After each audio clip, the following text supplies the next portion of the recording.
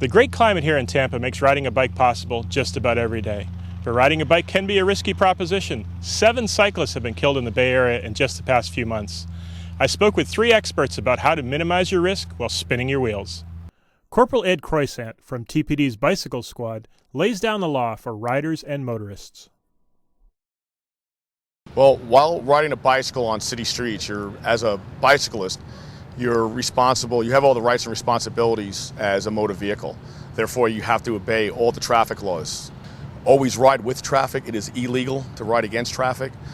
National Institute of Highway Safety estimates it's about 85% more likely chance of you getting into an accident if you ride against traffic. Bicyclist is allowed to ride on a sidewalk, but is treated as a pedestrian. However, the bicyclist must yield to actual pedestrians. The pedestrian has the right of way on the sidewalk, but bicycles are allowed on sidewalks. Also, when you're riding a bicycle, you should be as conspicuous as possible. Wear bright colored clothing. That's why oftentimes you see professional cyclists riding like up and down Bayshore. They're wearing that bright yellow, the fluorescent yellow or fluorescent orange, very bright jerseys. You want to be seen. While riding at night, you're required by state statute to have a white light on the front of your bicycle and a red light on the rear of the bicycle. Also, you want to have as much reflective material, retroreflective material on you as possible so that you're seen, that movement of your feet going up and down. That's ideally where you want it, so that you're seen, so people recognize that movement and recognize that you're a cyclist on the side of the road.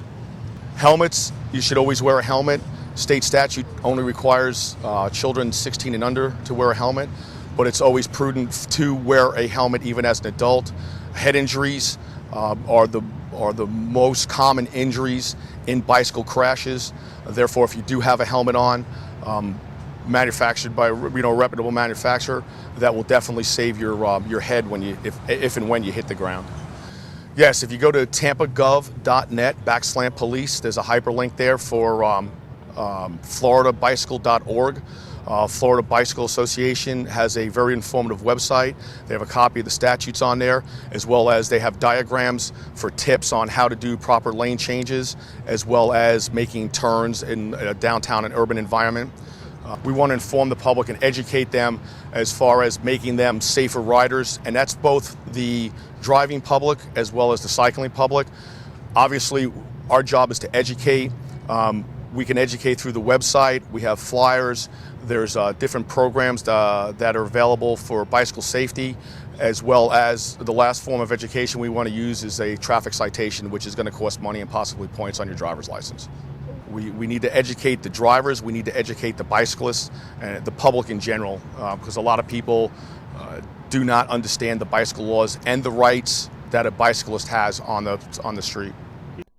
Next, City Transportation Manager Jean Dorsback fills us in on the latest way to share the road.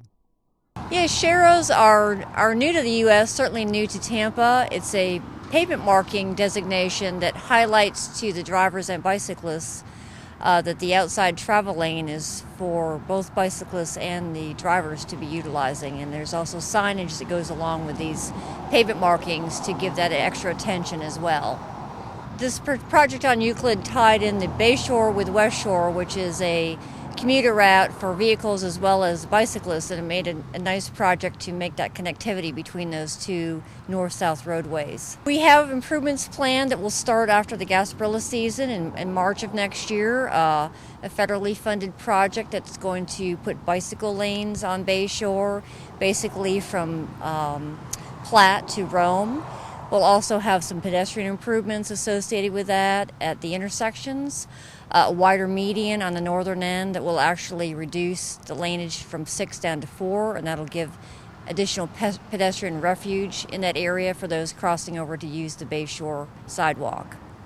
It's been our long-standing policy anytime the City of Tampa undertakes an intersection or a roadway improvement project, we, to the best extent possible, make provisions for bicycles and pedestrians. And all of our recent roadway widening projects, such as Cross Creek Boulevard in New Tampa, Manhattan Avenue, 40th Street, all of those have included bicycle lanes as well as pedestrian improvements such as pedestrian countdown heads, ramps, and sidewalks. Jason Sear, co-owner of City Bike Tampa, shows us some great safety products for cyclists.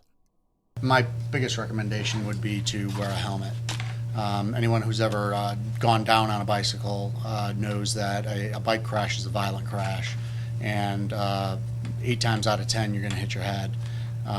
Bicycle helmet is a good way to prevent serious head injuries. During the day you can use day glow type things like bright apparel, reflective wear like ankle reflectors, or even things on your bicycle that have reflective material like this tire that has a reflective strip around the sidewall.